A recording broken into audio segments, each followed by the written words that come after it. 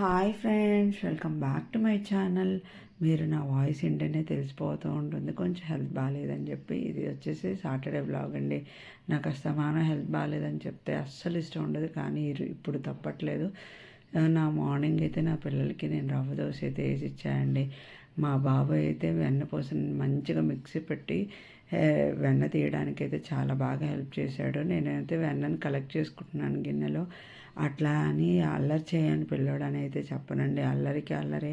నాకు ఏదైనా హెల్ప్ కావాలంటే మాత్రం తప్పకుండా చేస్తారు. సో చిన్న చిన్న విషయాల్ని పట్టుకొని పిల్లల్ని చేయకూడదండి.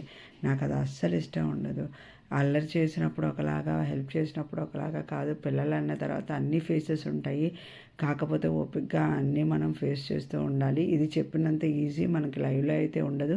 మా పాప వచ్చేసరికి పూజ అయితే చేస్తుందండి. ఆవిడ పూజలన్నా భక్తి అన్నా కొంచెం ఎక్కువగా ఇచ్చేస్తూ ఉంటుంది. సో ఆవిడైతే పూజ చేస్తూ ఉంది.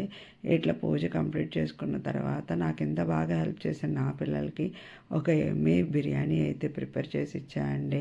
సెకండ్ సాటర్డే కాబట్టి ఇంట్లో ఉండబట్టి నాకు ఇద్దరు పనుల్లో చాలా బాగా హెల్ప్ చేశారు.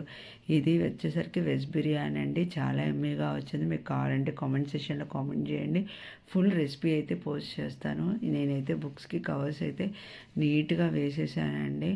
నాకైతే కవర్స్ వేయటం రాదు, షేమ్ ఆన్ ఇట్, కానీ నేర్చుకుని అయితే వేసేసాను. తర్వాత బట్టలు సార్ట్ అవుట్ చేసి క్లియర్ చేసుకున్నాము.